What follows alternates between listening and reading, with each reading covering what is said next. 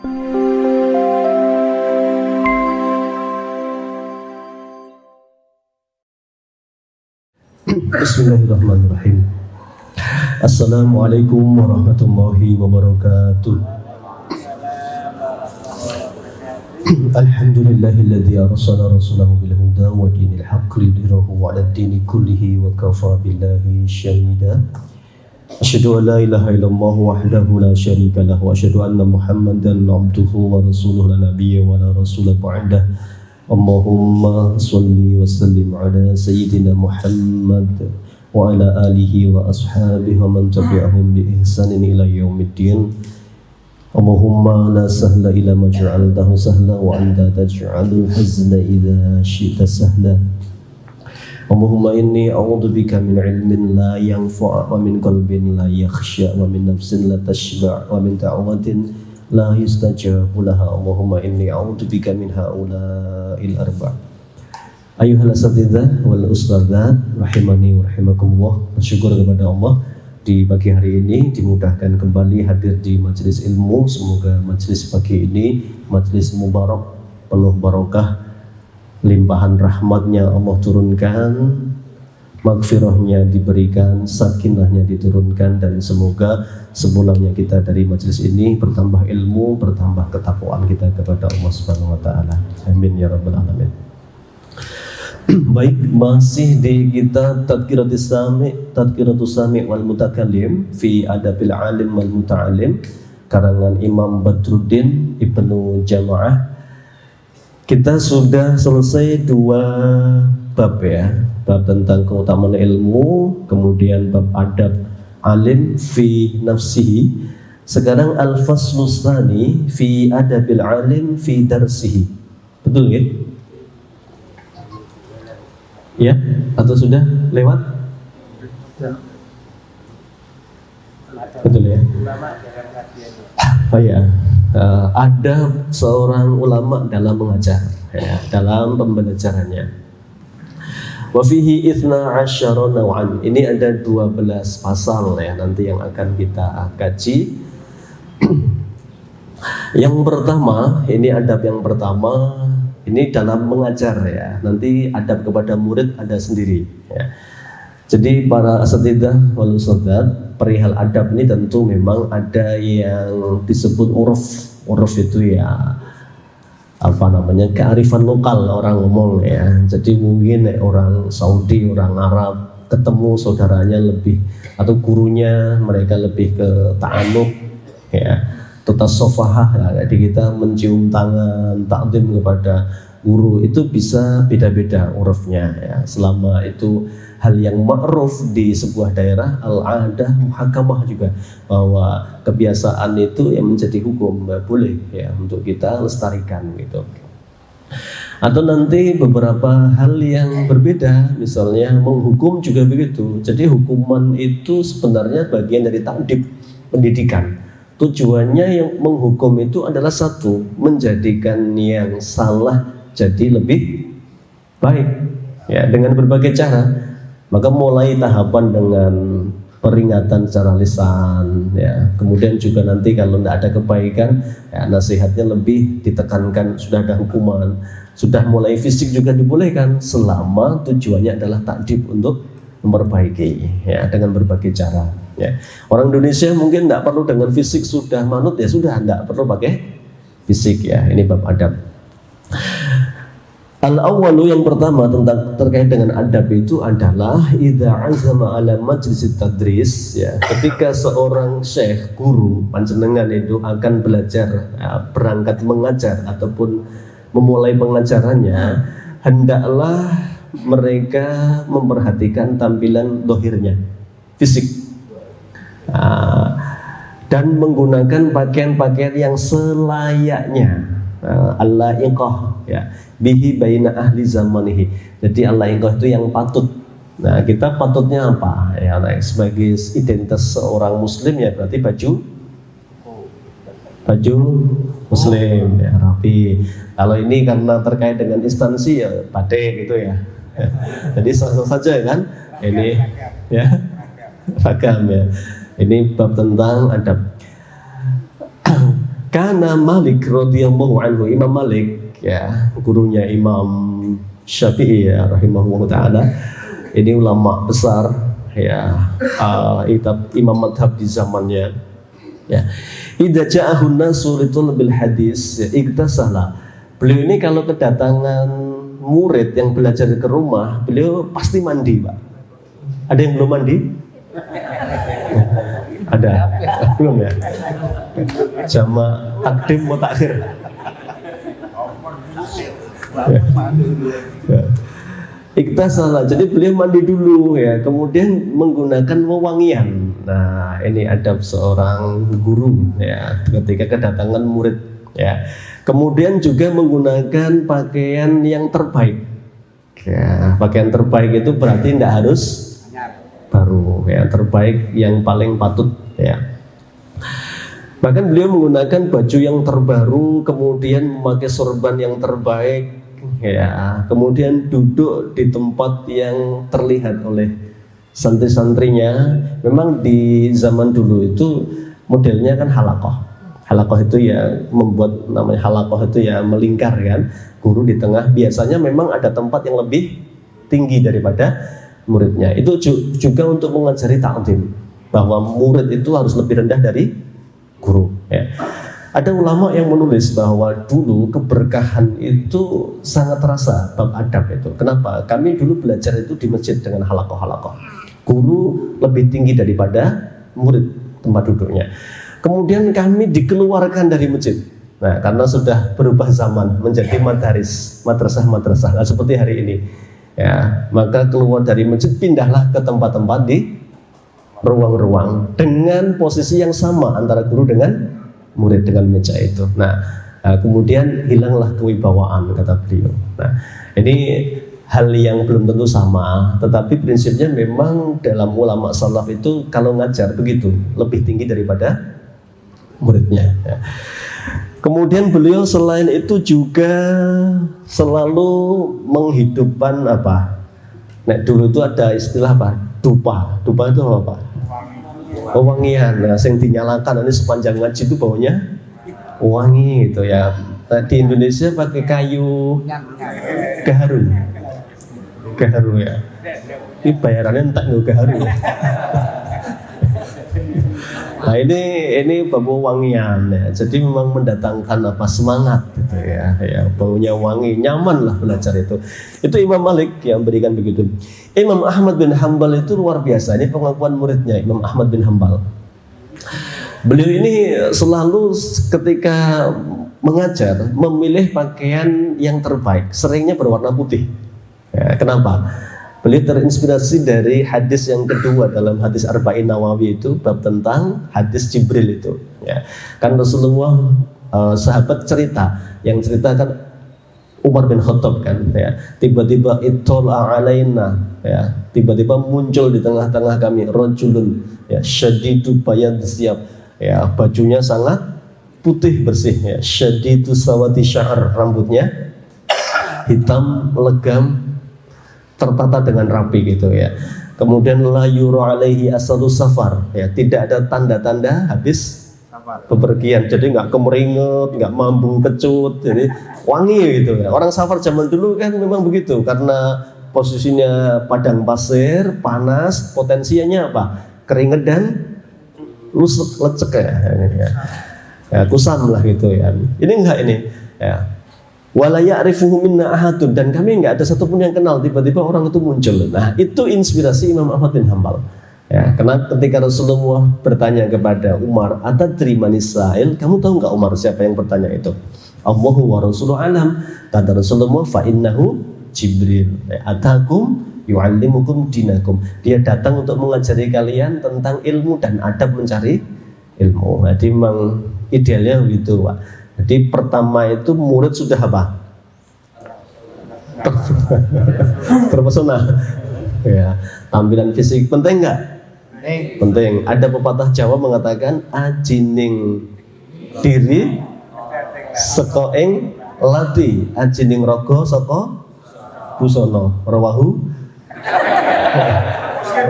wong Jawa lah. Muslim ya, Muslim ya. Ya memang iya. Jadi itu pepatah itu betul. Nek di pondok itu juga ada likuli makolin makomun, walikuli makomin makolun ya. Segala sesuatu ada tempatnya gitu ya. Ya. Bolehkah kita ngajar pakai celana gunung yang banyak sakunya itu? Boleh nggak? Ya boleh kan. Yang penting kan nutup aurat, cuma tidak pada tempatnya. Ya.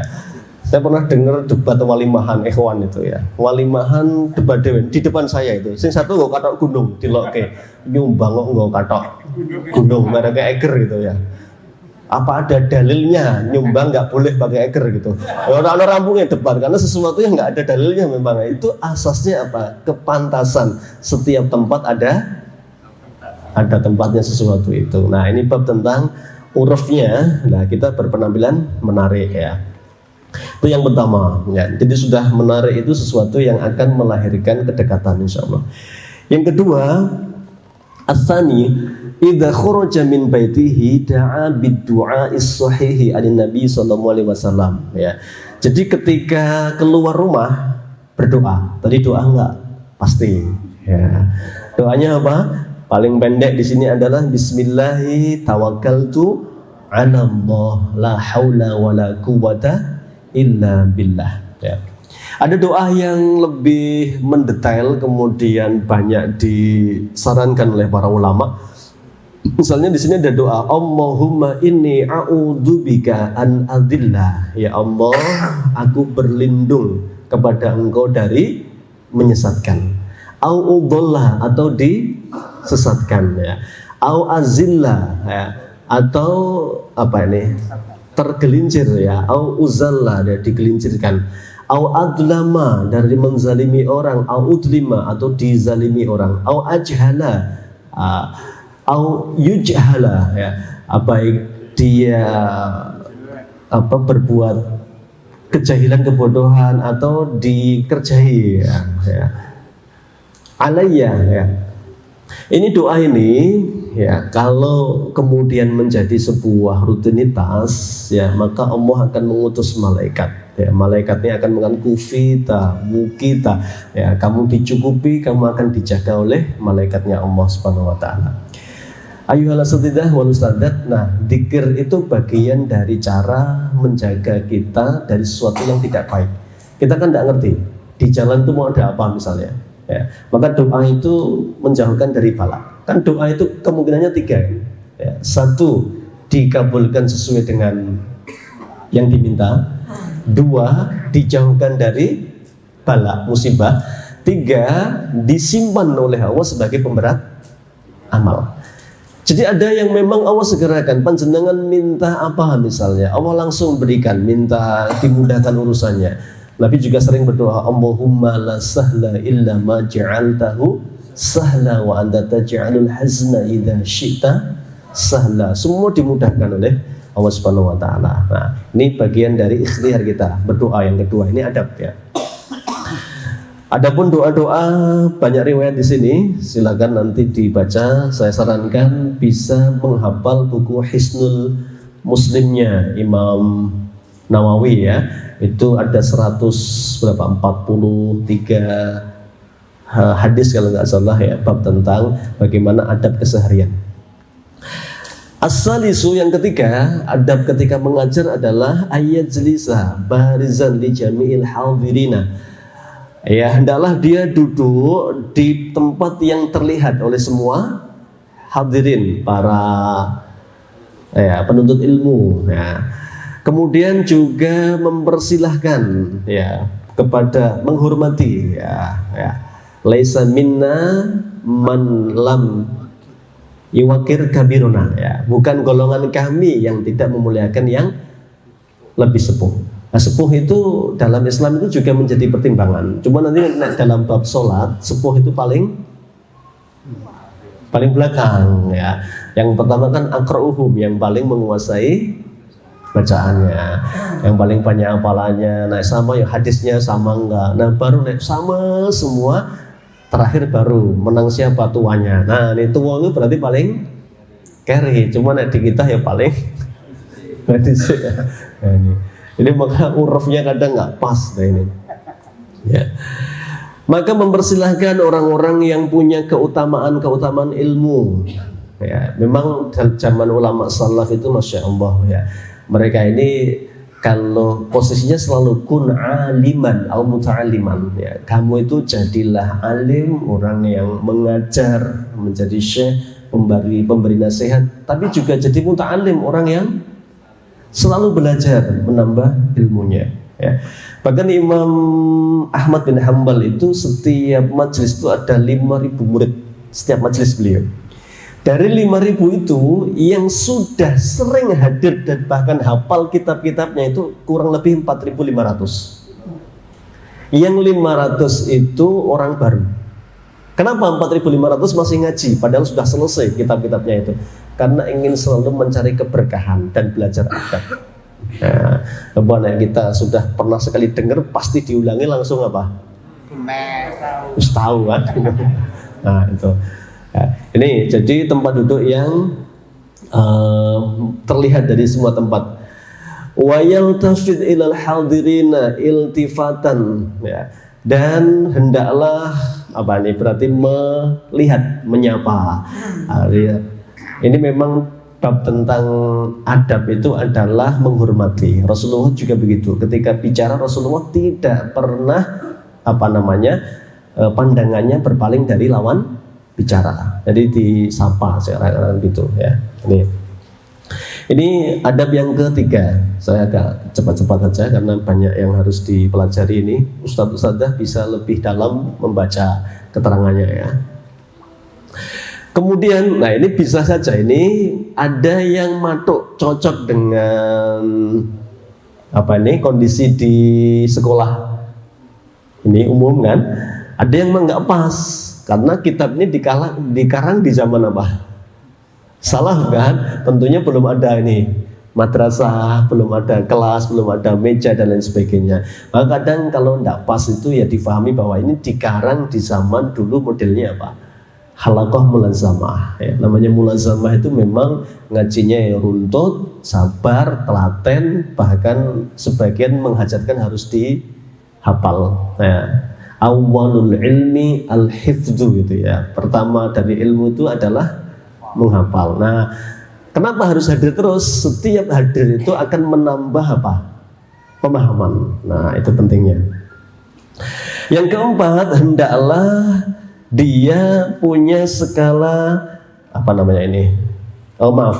hendaklah dia memulai mengajar dengan membaca Al-Quran, tilawatul Quran. Ini kalau ada zaman dulu halaqah itu ya gitu Pak. Tapi ini kan ngajar matematika, IPA, bahasa Indonesia nggak selalu didahului dengan tilawah gitu. Nah, kenapa? Ini bab tentang tabarukan. Tabaruk itu apa? Mengharap keberkahan dari setiap hurufnya. Al-Quran itu jelas sekali ya. Itu tabarukan ya. Qira'atu syai'in min kitabillahi ta'ala tabarukan. Ya, tabarukan itu berarti tadi mengharap keberkahan akan turun ya. Kenapa? Karena setiap ada tempat yang dibacakan ayat-ayat Allah turunkan sakinah. Apa sakinah? Ketenangan ya. Jadi bisa saja memang. Saya namanya video di YouTube kan bisa dicek ya. Ada kan orang-orang Arab itu masya Allah. Biasanya orang Arab itu tunggangannya apa?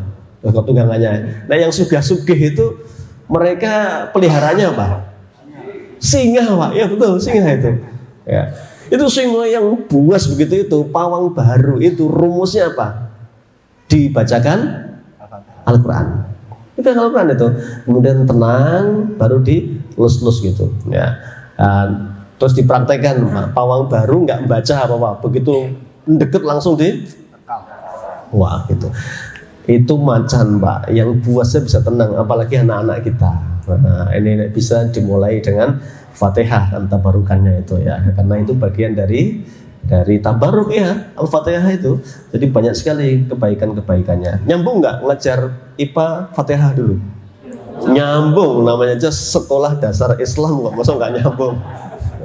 Kan begitu, barokahnya begitu ya. Jadi anak-anak itu yang mungkin pemahaminya buntu, begitu ngerti pelajaran berikutnya matematika stres misalnya. Bacakan Fatihah bisa jadi dari wasilah keberkahan akan dimudahkan memahami ya. Karena semua harus melalui kajian kan, bahwa itu bagian dari tabarruk. Ya. Kemudian isti'adzah juga penting ya, berlindung berdoa berarti kan, doa tadi. Nabi itu berdoa setiap pagi minta 3 hal. Ya. Allahumma inni as'aluka ilman nafi'an wa rizqan thayyiban wa amalan mutaqabbalan. Berlindung dari 4 hal beliau itu. Ya, minta 3, berlindung dari 4. Allahumma inni a'udzubika min ilmin la yanfa'. Ya Allah, jauhkan saya dari ilmu yang tidak manfaat. Tadi pertama minta yang manfaat, yang kedua dijauhkan dari yang enggak manfaat. Jadi ilmu yang enggak manfaat itu ilmu yang tidak akan ada perubahan. Ya, jadi sebelum ngerti dan setelah ngerti ilmu tidak ada perubahan sama sekali. Berarti lah yang ilmu kita ya. Yang keempat itu, jadi dimulai dengan tilawah. Nah, hari ini ya untuk mempersingkat ya dengan Fatihah. Ini bagian dari tabarruk ya. Insya Allah barokah semua. Al-khamisu yang kelima ya. Idza ta'addadati durus, kalau pelajarannya itu banyak. Nah ini zaman, makanya tadi saya katakan bisa beda penerapannya. Kalau zaman dulu ulama itu ya menguasai, maka ada istilah al-alamah. Apa alamah itu? Ya, alim di semua bab ilmu kan. Ketika dia bicara hadis seakan-akan ilmunya hanya ilmu hadis karena saking menguasainya. Bicara tentang fikih seakan-akan dia hanya fakih saja. Ya, padahal dia juga ahli hadis, ya, ahli kalam, ya juga banyak sekali kelebihan-kelebihannya. Namanya al-alamah. Ya, banyak sekali. Ini juga al-alamah. Ya, beliau. Asy-Syaikh al-Alamah Qadhil Qudat. Wah ini kan levelnya sekarang nggak ada ini sekarang ya. Badruddin al-Asyhir bibni Jamaah. Ini jelas al-Alamah Qadhil Qudat ini. Beliau selain pinter juga pernah megang hakim agung berarti kan. Nah, sekarang apa? MK. Paman MK. Paman MK ya. Jadi zaman dulu tuh qadhi itu harus alim, nggak jadi qadhi ya, karena dia memutuskan ya, sesuatu yang kaitan dengan manusia kan bisa zalim kalau tidak ada ilmu yang melandasinya. Jadi kalau dia mengajar banyak murid, nah adabnya adalah al-ashrafu fal-ashraf ya, maka memilih yang penting dari yang penting. Berarti skala prioritas al-ahamu fal-aham, yang lebih penting dari yang kurang penting. Nah, ini maka disarankan mengajar tafsirul Quran. Nah, Quran ini memang sumber segala ilmu Quran ya. Ada 5 hal tentang Al-Quran itu ya. Satu adalah tilawatul Quran, membaca ya. Tilawah itu nanti lengkap paketnya ya. Selain tajwidnya juga makhrijul hurufnya dan tilawah. Yang kedua adalah tafsirul Quran ya. Apa? Membaca tafsir ya. Tidak mungkin kita bisa paham ayat tanpa buka tafsir, pastikan itu ya. Kemudian juga nanti ada yang ketiga adalah tahfidz ya, maaf terlewat tadi tilawah, kemudian tahfidz ya, menghafal, baru tafsir. Ada tadabbur. Nah, tadabbur itu boleh mengkaitkan dengan fakta yang terjadi di tempat kita hari ini. Ini mau musim apa nih? Pilpres misalnya. Ya, hoax di mana-mana, saling menjelek-jelekan sesuatu yang nampak halal padahal haram enggak? Nah, wala yaktab ba'dukum ba'dha ya, wala tajassasu, jangan apa? Saling mencari kesalahan ya. Karena kalau sudah ketemu namanya tajassus itu paketnya ghibah. Nah, kalau enggak ghibah paketnya fitnah. Nah, itu. Maka tadabbur itu menjadi penting dikaitkan, tapi tadabbur enggak bisa tanpa tafsir. Jadi levelnya begitu. Kalau tadabbur nggak mungkin belum baca tafsirnya, itu jatuhnya nanti bisa apa? Pakai ro'yu, logika ya. Baru terakhir adalah ta'limul Quran, mengajarkan Al-Quran. Jadi memang mengajar itu levelnya ya memang selesai 4 tahap sebelumnya itu. Baik tilawahnya sudah. Nah hari ini harus bersanad. idealnya gitu ya. Ini baru kemudian mengajar hadis, kemudian usuluddin, kemudian usulul fiqh ya, summal madhab ya, summal khilaf abil nahwi abil jidal. Baru ilmu-ilmu di bawahnya ya. Tapi semuanya itu tentu kalau berbasis mulazamah. Tapi kalau berbasis madrasah begini ya sesuai dengan guru mapelnya kan ya, dengan ngajar apa ya itu yang harus disiapkan dengan baik. Itu yang kelima. Yang keenam ya, as-sadisu, yang keenam adalah ya, alla yarfa'a sautahu zaidan ala qadril hajati ya, hendaklah dia tidak meninggikan suara ya melebihi apa ya kebutuhan ya. Jadi penting sekali ya. Ini alhamdulillah kalau suasana sudah berkelas ini ya. Ada yang model kelas-kelas bersama mulazamah itu jadi halaqos ini kan ganggu sekali kalau dengan suara yang sangat lantang ya. Ini penting untuk dijaga ya. Kenapa? Rasulullah SAW bersabda, innallaha yuhibbus sauta. Allah mencintai suara yang al-khafidh, apa khafidh itu ya? Lembut ya. Wa yabghidus sautar rafi', dan Allah membenci suara yang melengking. Melengking itu apa? Meninggi ya, meninggi. Rasulullah SAW itu beliau punya kelebihan jawami'ul kalim. Apa itu artinya? Jami' mani'.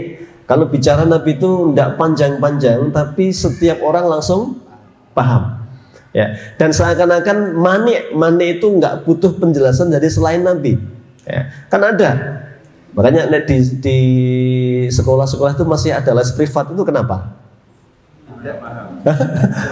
Karena nggak mudeng di sekolah gitu, terus harus nambah gitu kan. Bisa jadi begitu Pak itu ya. Ini maka seorang guru itu harus dia bisa mengukur ya dengan kapan suaranya dibutuhkan meninggi ya ditinggikan sekedarnya ya. Diceritakan dalam sebuah riwayat ya, ini dari seorang ulama ya, qala Abu Usman Muhammad ibn Syafi'i, ma sami'tu abi yunadiru ahadan qattu farafa'a sautahu.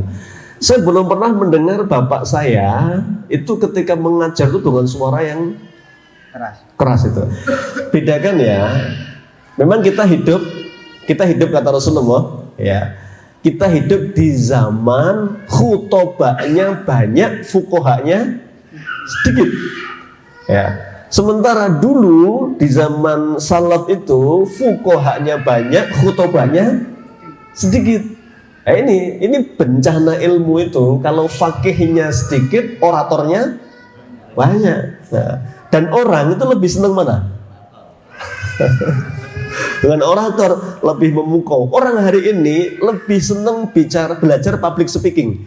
Bagaimana bicara yang menarik. Tapi dia nggak belajar konten ya, padahal konten itu jauh lebih penting sekali ilmu itu ya.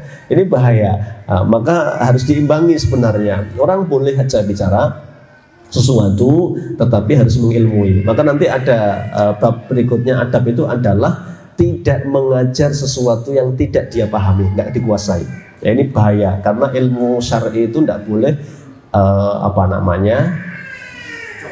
ya sae gitulah ya. Lain dengan ilmu dunia itu, kalaupun salah nggak ditanya di akhirat kan ya, sesuatu yang tidak berakibat fatal gitu ya. Maka ini bab tentang mengatur ritme suara ya. Kemudian juga ketika seseorang menjelaskan itu, sebaliknya dia menjelaskan dengan jelas, tidak terlalu pelan, tidak terlalu keras. Ini pas lah ini. Yang ketujuh ya, adab yang ketujuh ya, hendaklah menjauhkan dari majelisnya hal-hal yang merusak konsentrasi, kegaduhan-kegaduhan ya. Ini bukan maksud nyindir yang gaduh ya. Pas saja ini as-sabiu yang ketujuh itu menjauhkan dari kegaduhan. Artinya memang perdebatan lah zaman dulu itu ya. Maka memang ada bab tentang bagaimana belajar menjadi pendengar yang baik. Ya, ada yang menyampaikan kan kenapa Allah memberikan kita 2 telinga, ya, sementara mulut dikasih 1. Kenapa? Agar kita lebih banyak mendengar, ya, ketika kita sedang di majelis daripada berbicara. Disimak bagaimana Jibril alaihi salam ketika mendatangi Rasulullah SAW. Jibril menyamar sebagai seorang murid, itu bertanya dan itu adabnya luar biasa. Maka dia berkata, "Ya Muhammad, akhbirni anil Islam." Apa itu Islam? Rasulullah menjelaskan, "Al-Islamu an tasyhada an la ilaha illallah wa anna Muhammadar Rasulullah wa tuqimas shalah wa tutiyaz zakat wa shauma Ramadan wa tahujjal bait in istata'ta ilaihi sabila." Begitu selesai, orang itu ngomong sodakta, ya, kamu benar itu. Nah, ada nggak nyela di situ?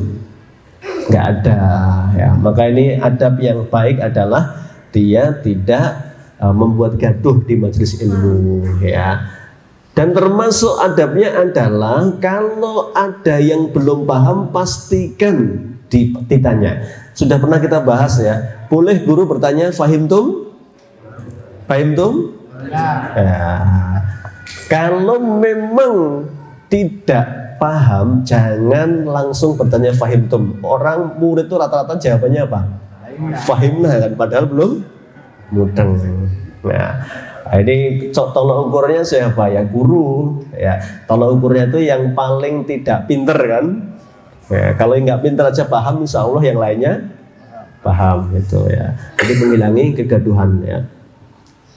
Termasuk ketika ini ada riwayat karena Imam Syafi'i itu ketika ada yang diskusi yang kemudian belum purna, belum selesai, kemudian berpindah materi, beliau mengatakan selesaikan dulu, ya, masalah ini sampai kita paham, baru nanti kalau mau kita pindah ke bab lainnya. Jadi jangan menyisakan apa, ya, hal-hal yang belum tuntas begitu. Itu termasuk bab dalam mengajar, ya. Bolehkah menunda penjelasan? Ya? Ada kaidah kan, takhirul bayan an waqtil hajah la yajuz, kan. Kalau memang menjelaskan itu penjelasannya ditunggu karena itu penting sekali, maka menunda itu nggak boleh itu. Tapi kalau bab tentang menyampaikan ilmu ada tahapannya, kapan boleh disampaikan, kapan enggak. Contoh, dulu sahabat Nabi yang namanya Mu'ad bin Jabal itu pernah diberitahu Nabi, "Ya Mu'ad, atadri ma haqqullah 'alal ibad wa haqqul ibad 'ala Allah." Kamu tahu nggak haknya Allah dari hamba dan haknya hamba dari Allah? Haknya Allah adalah disembah, jangan disekutukan. Haknya hamba adalah dimasukkan ke dalam surga, ya. Wa in zana, wa in sarak, meskipun dia berzina, meskipun dia mencuri, iya, kalau dia mengisahkan Allah, dia akan masuk surga. Kemudian Mu'ad berkata, "Ya Rasulullah, bolehkah kabar baik ini saya beritahukan ke semua sahabat, ke semua orang?"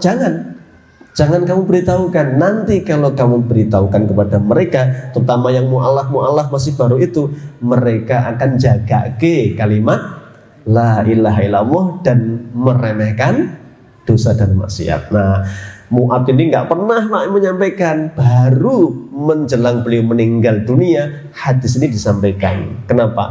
Beliau takut kena ancaman menyembunyikan ilmu. Nah, itu contoh menunda itu boleh-boleh saja, ya. Maka anak-anak tentu bisa saja, ya, tidak kita detailkan, ya. Misal anak sudah saatnya belum dikasih tahu perbedaan, misalnya ada perdebatan tentang asma wa sifat Allah, ya. Ada hadis Allah turun ke langit dunia di sepertiga malam yang terakhir, ya. Perlu nggak didetailkan kepada anak-anak? Nah, ini ditunda menjelaskan hal-hal yang mendetail berpotensi anak jatuh kepada bisa mujassimah, ya, atau nanti yang lebih parah sampai mu'attilah, ya, menolak nggak mungkin Allah turun, berarti kalau Allah turun arsinya kosong gitu. Nah, ini perdebatan orang dewasa kalau urusan-urusan yang seperti ini, ya. Maka boleh menunda penjelasan, ya. Kemudian, ya, yang ke-8 ini as-saminu, yang ke-8 hendaklah dia di dalam mengajar ya, atau di dalam menyampaikan ilmu, dia ini menjauhkan dirinya dari su'ul adab ya, dari adab yang tidak baik, dari emosi yang enggak stabil ya. Maka hendaknya dia memulai dengan sifat-sifat yang tenang, santun ya, tidak kemudian di sini menampakkan adab-adab yang tidak baik ya. Atas siu yang ke-9, jam berapa sih? Oh, jam 8 ya. Ayyulazimal insaf fi bahsihi wa khitabihi wa yasma'u su'al min muridihi ala wajhihi wa in kana saghiran ya. Hendaklah dia insaf. Apa insaf itu? Ya, insaf itu ya banyak makna ya. Dia ya bisa bersifat adil ya, memuliakan, tidak beda-bedakan ya. Ketika dia membahas sesuatu atau ketika berbicara, mendengarkan setiap ada pertanyaan dari murid-muridnya, meskipun yang bertanya itu sogiran, apa sogiran ya, masih kecil ya. Rasulullah itu punya kebiasaan itu selalu memulai dari kanan ya, dari kanan Pak ya. Satu hari Rasulullah dihadirkan di hadapan Nabi itu kurma. Nah, di sebelah kanan Nabi ada anak kecil, di sebelah kiri Nabi ada syekh. Nah, Nabi minta izin kepada anak kecil ya gulam, bolehkah kurma ini aku berikan kepada syekh ini, orang tua sebelah kiri saya? Lah ya Rasulullah, enggak gelem bocah iki. Ya Nabi enggak memaksakan, itu haknya. Jadi Nabi mulai dari yang sebelah kanan. Kemudian yang aja saya duduk di sini itu karena ingin tabarukan dapat pertama sebelah itu ya itu. Maka diberikan ke yang kanan. Nah, ini bab taklim juga begitu, tidak melihat kecil besar tua muda. Kalau dia bertanya seorang syekh guru yang baik, dia akan mendengarkan. Nah, dulu ketika Imam Malik rahimahullah ya, beliau sempat didatangi Imam Syafi'i kan di rumahnya. Imam Syafi'i itu mengambil ilmu pertama dari Imam Malik ya. Ilmu fikih maksudnya, ilmu qiraah belajar di Gaza beliau. Ketika datang ke Imam Malik itu kan beliau minta izin kepada Imam Malik, bolehkah saya berguru? Imam Malik mengatakan, saya tidak pernah menerima murid yang kecil-kecil gitu ya. Ya, jangan panggil saya anak kecil paman gitu ya. Nah itu apa itu?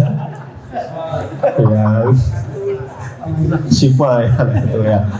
Saya itu ya alhamdulillah al-Muwatta sudah di sini. Wah, ini bocah cilik apal al-Muwatta itu Pak. Dites lah sampai Imam Malik, bener gak anak ini? Ternyata betul dari awal sampai akhir al-Muwatta sudah nempel itu. Ya ini di luar kepala itu maksudnya nggak kayak kita. Nah kita di luar kepala kan nggak ada yang nyantol. Nah itu ya di luar kepala itu sudah nggak butuh buku, itu sudah di dalam semua ya. Itu tentang anak kecil ya. Jadi maka nanti ada pepatah gimana kalau dalam mafudah itu al-alimu kabirun ya. Wa ingkana segeran ya. Seorang alim itu besar, mulia meskipun usianya masih anak-anak. Sebaliknya wal jahilu, orang jahil, orang bodoh itu ya akan kecil meskipun umurnya tua. Menang apa ini? Menang umur itu dalam bab ilmu nggak patek Pak kanggo Pak itu ya, kecuali dalam bab tentang nasihat. Nah ini ulama salaf tentu dengan orang tua itu mendahulukan ya. Nih jadi hal seorang syekh itu tidak beda-bedakan ya. Termasuk ketika ada murid yang kesulitan ya, bahkan kesulitan bertanya, tanya bulat-bulat mubang-mubang gitu. Syekhnya hendaknya menyimpulkan apa ini maksud pertanyaanmu nak? Nah gitu. Jadi kadang karena ada murid itu memang setiap diberi kesempatan dia tanya. Ada yang nanya, saya Ustaz gitu. Tanya apa? Apa ya gitu. Ya itu kan. Itu mending kan timbang ada yang nanya, diam semua gitu kan itu. Memang ada tipikal murid itu yang penting ngacung sek gitu. Meh takon apa bingung gitu. Nah, maka seorang guru hendaknya mengarahkan ya ketika ada yang kesulitan itu ya dijelaskan dengan ibarah yang bisa dipahami dengan baik ya. Nih. Dan jangan lupa adab yang ke-9 juga menyebutkan wa idza suila, ya, dan ketika seseorang ditanya, ya, tentang sesuatu an ma lam ya'lamuhu, tentang sesuatu yang tidak dia ilmui, jangan malu untuk mengatakan la adri, la a'lam, atau la adri. Ini yang diajarkan Imam Malik kepada murid-muridnya. Itu Pak yang tadi saya maksud, ayyuhal asatidzah wal ustadzat. Di majelisnya ulama itu yang hadir rata-rata sudah hafid kitab-kitabnya, sudah hafal. Tapi tetap hadir itu apa? Untuk mencari tadi, selain barokah, tabarukan, juga mencari adabnya. Termasuk adab menjawab. Satu hari Imam Malik, ini diceritakan oleh Imam Syafi'i, Imam Malik itu ditanya, ya, 40 pertanyaan, ya, 40 pertanyaan. Berapa yang dijawab? Ya, berapa yang dijawab? Ada yang beberapa riwayat kan walau biswab, ya. Ada yang mengatakan yang dijawab 7 pertanyaan, ya, atau sebaliknya yang dijawab 33, yang dijawab 7. Intinya adalah Imam Malik mengajari adab ketika ditanya itu, ya, la adri, dijawab la adri. Bahkan Imam Syafi'i sendiri juga pernah gitu ditanya tentang kalalah. Apa kalalah ini? Yastaftunaka fil kalalah. Kalalah itu apa? Kalalah itu adalah ketika ada seseorang meninggal nggak punya ahli waris. Selevel Imam Syafi'i, hafal Quran nggak? Pasti hafal loh, beliau 7 tahun udah hafal. Pernah beliau karena nggak terlalu menguasai, dia menjawab beliau la adri, la adri. Ditanya tentang kalalah itu la adri.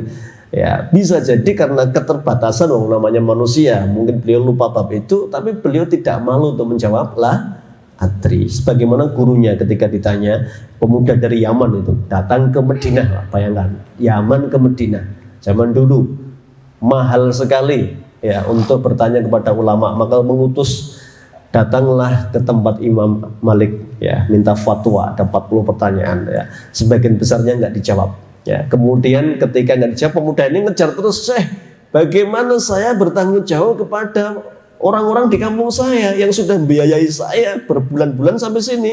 Masa nanti saya jawab Imam Malik la yadri. Iya, memang sampaikan saja Malik la yadri. Imam Malik tidak tahu gitu. Ya. Coba ini kalau hari ini ada pengajian kok dikit-dikit la adri, wallahu alam. Kira-kira dipakai lagi nggak ustadznya bisa? Padahal itu bagian dari adab, tidak tahu itu jangan. Tapi ini juga nggak boleh kemudian wis pokoknya maju sik takoni la adri gitu. Ini juga namanya tidak adil, ya, dalam mencari ilmu, ya.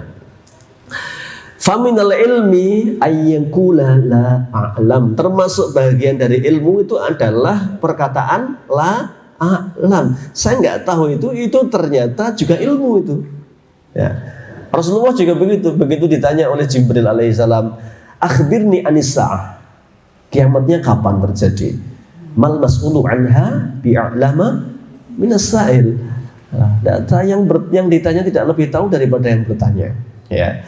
Sudah, karena nggak ngerti adab murid juga nggak boleh ngejar, mosok guru nggak tahu toh, gitu ya. Enggak. Jibril hanya mengatakan akhbirni an amarotiha, kalau tidak tahu tanda kiamatnya kapan, kabarkan kepadaku tandanya. Nah, kalau tandanya tahu, maka disampaikan itu. Jadi guru juga harusnya tidak asal menjawab, ya.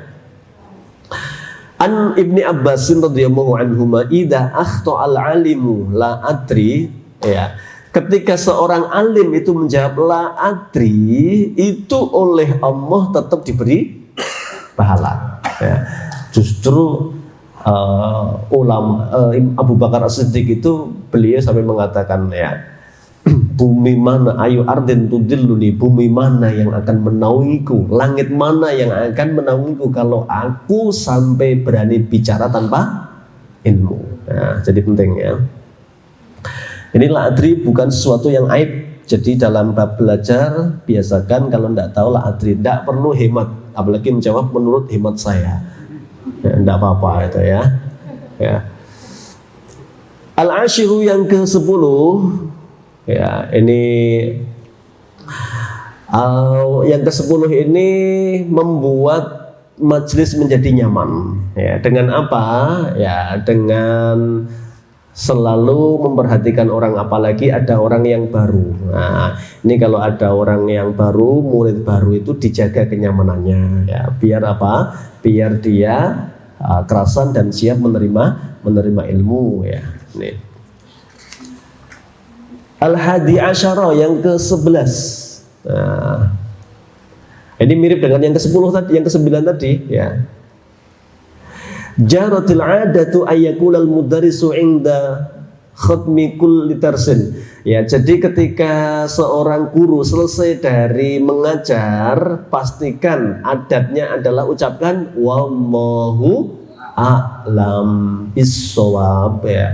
Allah Maha tahu dengan kebenarannya. Itu bagian dari sebuah adab, bahwa bisa jadi dia sudah menguasai semuanya dengan mendetail, tapi ungkapan wallahu a'lam itu menunjukkan bahwa dia tawadhu. Bisa jadi saya keliru, bisa jadi saya nggak benar, maka hanya Allah yang Maha tahu segalanya. Ucapkan itu, ya. Ada beberapa yang menambah tentu dengan keberkahan ketika ditutup dengan kifaratul majlis, kan, subhanakallahumma wa bihamdika asyhadu an la ilaha illa anta astaghfiruka wa atubu ilaik. Selesai. Masih berapa ini? Satu lagi, ya. As-sani asyara, yang ke-12, ya. Pas ini, insyaallah, ya. Adab yang ke-12 ketika mengajar, ya. Hendaklah yang terakhir ini dia tidak mengajar ilmu yang tidak dikuasainya. Nah, ini yang tadi yang penting, ya. Jadi bukan asal ngajar, ya. Maka bagaimana biar kita menguasai ilmu? Ya belajar, memang belajar. Idealnya begitu, ya. Maka tadi bab Quran juga begitu. Orang mengajar Quran itu idealnya sudah menguasai ilmu Quran. Nah, ini ngajar tafsir, maksud dia nggak ngerti ilmu. Misalnya ada buku Al-Itqan, ya, fi ulumil Quran, ada Al-Mabahis, ya, fi ulumil Quran. Ini dikuasai karena dia akan bicara tentang apa itu nasikh, mansukh, apa itu sebabun nuzul, apa itu mutlak, muqayyad, semua harus dikuasai. Kalau nggak dikuasai jangan bicara tafsir, ya. Apalagi nggak bisa bahasa Arab ngajar tafsir. Wah, itu bahaya. Nggak bahaya tak? Bahaya, Pak. Apalagi ngajar tafsir cuma modal Quran terjemah. Wah, itu fatal sekali. Ditanya bagaimana hukumnya daging anjing itu, halal. Karena nggak ada ayatnya. Yang ada hanya khinzir, babi, ya. Allah berfirman, hurrimat alaikumul maitatu waddamu walahmul khinzir, nggak ada lahmul kalb, nggak ada. Berarti halal itu fatal. Maka jangan bicara kalau tidak menguasai, jangan mengajar kalau belum mengilmuinya. Ini bab tentang guru. Apapun materi yang diampu, hendaklah tanda amanah itu persiapan. Kalau perlu meringkas, kalau perlu memberi contoh di luar materi yang menarik. Nah, itu sudah dibahas dulu pas karakter. Dulu ada karakter kepribadian, ada karakter kependidikan. Nah, itu penting. Guru harus persiapan menyiapkan. Kenapa? Kaidahnya, ya, yang tidak memahami sesuatu tidak akan bisa memberi sesuatu kepada orang lain. Wallahu a'lam bishawab. Ya, selesai adab seorang dalam mengajar. Berikutnya fi adabil alim ma'a thalabatihi. Ya. Adab guru ketika bersama murid-muridnya nanti fi halaqatihi, ya, dalam halaqah pengajarannya. Baik, barakallahu fikum, saya cukupkan, saya kembalikan ke Raisul Majlis. Billahi taufiq wal hidayah. Assalamualaikum warahmatullahi wabarakatuh. ربي لك الكون ينادي وفق من جاءك يسعى وفق من جاءك يسعى وفق من جاءك